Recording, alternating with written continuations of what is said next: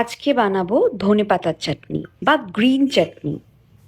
এটা ধনেপাতা পুদিনা দিয়েও করা যায়, কিন্তু আমি আজকে যেটা করব সেটা শুধু ধনেপাতা দিয়ে করব। তার কারণ হচ্ছে পুদিনা পাতা আমার কাছে তখন ছিল না, আর আমি ব্লিঙ্কিটেও পাচ্ছিলাম না। তো যাই হোক, আমার চিল্লা দিয়ে খাওয়ার জন্য এটা ভীষণ লাগে।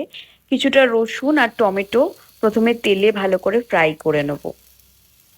বেশ কিছুক্ষণ ধরে এটা তেলে ফ্রাই করে দেবো। ইন দ্য মিন টাইম আপনি ধনে পাতাটা কেটে ভালো করে জলে ভিজিয়ে রাখবেন। ধনে পাতায় তো প্রচুর নোংরা থাকে, তো ওটা অনেকক্ষণ, মানে চাটনিটা বানানোর আগে অন্তত 15 মিনিট বা 20 মিনিট ধনে পাতাটাকে ভালো করে জলে ভিজিয়ে রাখতে হবে। যতক্ষণ এই রসুন আর টমেটোটা আমি করছি ততক্ষণ ওই কাজটাও করে নিয়েছি। আচ্ছা, রসুন আর টমেটোটা যখন ভালো করে ভাজা হয়ে যাবে, দেখবেন টমেটোর এই উপরের খোলাগুলো না ঠিক এইভাবে উঠে উঠে চলে আসবে। একটা চামচ দিয়ে বা চামচ দিয়ে হলেই সুবিধে আর কি। টং দিয়েও করতে পারেন, বাট চামচ দিয়ে হলে আমার মনে হয় বেশি সুবিধে। আপনি চামচ দিয়ে জাস্ট তুলে তুলে খোলাগুলো রেখে দেবেন।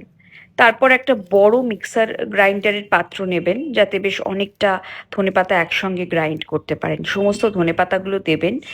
আপনি যতটা ঝাল খাবেন ততটাই কাঁচা লঙ্কা দেবেন। আমি এখানে 3টে দিলাম, ওই যে আমার মেয়ে খাবে, ও বেশি ঝাল হলে ঝামেলা করবে আমার সাথে।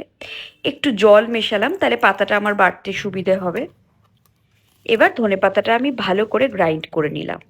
প্রথমে জাস্ট ধনেপাতা দিয়ে লঙ্কাটাই গ্রাইন্ড করলাম।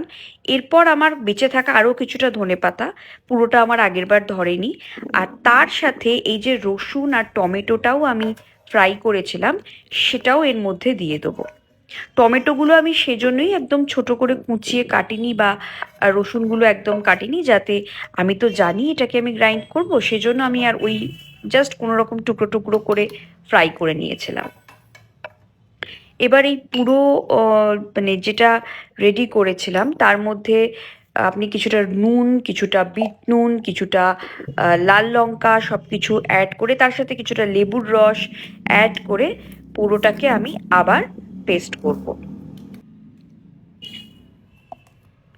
এরপর যে পেস্টটা হবে না সেটা কিন্তু দেখে মনে হচ্ছে একদম জল জল, কিন্তু এটা পুরো জল জল নয়। দেখুন, এটা যখন একটুখানি নিচে কিন্তু দানা দানা থাকবে, মানে পুরো একদম জল পেস্ট কিন্তু নয়, বা একদম কিন্তু পেস্ট নয়, একটু কিন্তু যাতে একটু মুখে পড়ে, যখন আপনি খাচ্ছেন তখন ওই দানা দানাটা যাতে মুখে পড়ে।